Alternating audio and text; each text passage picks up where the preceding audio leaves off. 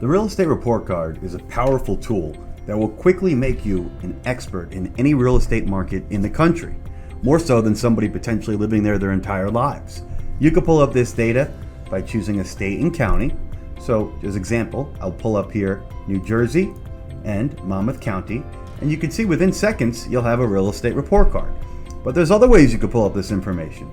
You can use what's called our Smart Search. So instead of using the drop downs, you click on Smart Search, and this is where you can enter in an MLS number for a corresponding listing, an address of a home, a county, or a zip code. We have this data that goes as granular as zip code.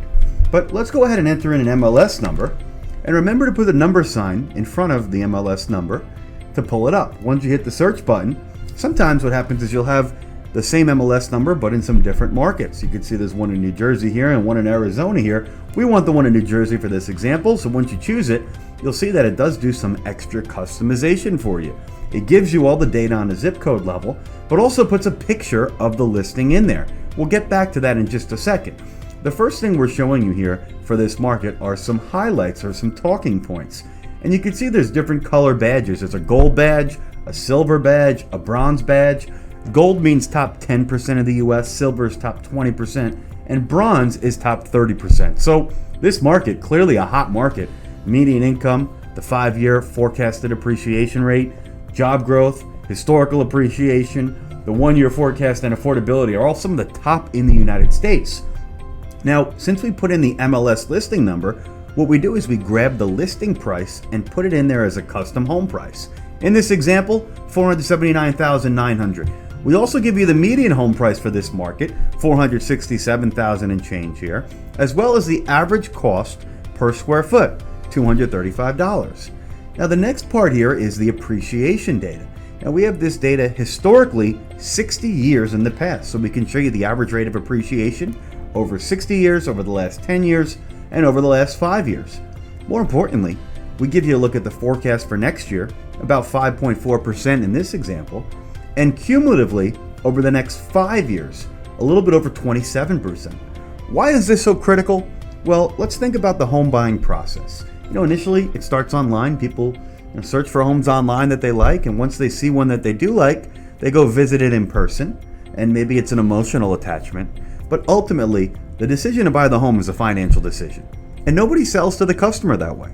Realtors typically sell features of a home. Look at the countertops, the closet space, the hardwood floors. And most mortgage professionals out there that are not true advisors are selling, hey, I'll get you approved. I'll fight to get you the lowest rate. I'll get you closed on time. All these things are important, but it just isn't the way people buy. If it's a financial decision, well, we better show them the financial opportunity. And you can see that we quantify it for you in this example.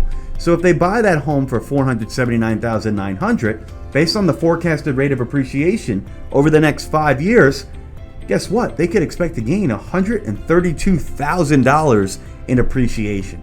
This changes the conversation. This is selling the way people buy, and this is what being an advisor is all about. And you're likely showing this customer for the first time what the financial opportunity is in buying a home in this marketplace. Now, the appreciation data we have changes based on how much the home price is. So what I mean by that is that homes near the median home price, well, they're flying off the shelves. They typically go at a faster clip, and there's more demand for those homes. And as a result, the appreciation rates are higher. But if we go farther away from the median home price, let's say that we had a home that was, let's say, $3 million. If we go ahead and enter that in, and by the way, you can see that I can change the home price by clicking on the little pencil here. Take a look at what happens to the appreciation rates. Now the 1-year appreciation isn't 5%, it's 1%.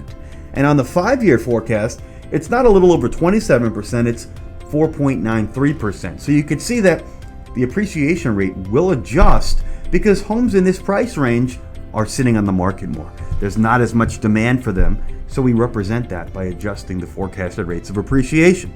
Think about this data as almost like an iceberg. There's very little that you see at the top of it. It's very easy to use this tool, but there's so much underneath here to make sure that we're giving you accurate forecasts depending on the home price and the location.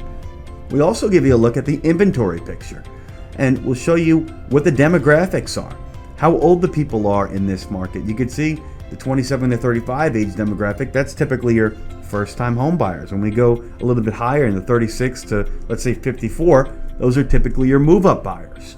The total population is 629,000, of which 142,000 are renting. And 31,000 of those renters are renting but could afford to purchase a home based on their income. So certainly a lot of opportunity there in this market to convert these renters to homeowners. When we look at household formations in that 27 to 35 age group, which is typically your first-time home buyers, you can see that there's 6,181 of them. So what does that mean? Well, a household formation is somebody that's living home with mom and dad and moves out to either buy or rent a home, or if you have a married couple or a couple living together, and let's say for whatever reason they get separated, you now have a new household that's being formed because that person needs to go and live somewhere. So that out of that age demographic, you're going to be having about 6,000 new households being formed per year. How many homes are going to be taking from inventory? Well, since these are first-time home buyers, they're not replacing their home with an existing home. They're just taking homes from inventory. And based on the home ownership rate in this specific market, which is 77%, as well as the amount of people that are going to be buying homes as couples as opposed to individuals, well, they're going to be taking about 4,800 homes from inventory per year. How many homes are being put on the market by builders? Only 1,420. So what do you actually have here? Like you have in many markets, you have very tight inventory levels. You have a housing shortage. And that's part of the reason why we were seeing really strong forecasted levels of appreciation, especially at that median home price. Of course, when we're looking at this now, these numbers have come down because we're looking at a $3 million home. But if we were to just go back up here and reload this page with the listing, you could see once again that those forecasted rates of appreciation were very strong, and this dynamic here supports it. Very strong demand, tight supply. It's going to be supportive of home prices into the future. The employment picture we give you a look at here, and you can see strong employment growth up until the COVID crisis here. Unemployment rates at 9% was much lower previously, but still lower than the national average of 13.3%. Median household income is almost double the national average, right around $100,000. And homes are still affordable in this market. This has an affordability reading of 184. A reading of 100 is considered balanced, where the median income in this market could afford the median home price with 20% down. So overall, this is a really healthy market. This is one that I would want to be sharing with every single one of my customers, as well as every one of my realtor partners, because this is going to just add value to them. And we make it easy to share this. You can, of course, come share it by doing a screen share or a screen recording up here. You can hit this export button, and if you hit the export button, you can go ahead and do this with just your own branding on there, your own photo and logo and contact info, but you can also co-brand this piece, which is a great one to do so, with a realtor partner. And then we give you the option to do this in English or in Spanish. So let's go ahead and do this in English.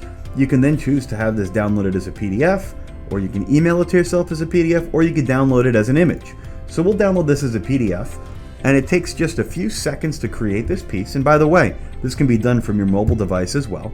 And once it's created, well, now you have this beautiful real estate report card with your photo, your contact info, the realtor's photo and contact info. And guess what? You have hot links on this to either click on your email, or they can apply now and go to your website. Beautiful, really impactful piece to share with customers, to show them the health of the market they're looking to buy in, and show them the financial opportunity in buying a home. Really use this and solidify yourself as an advisor.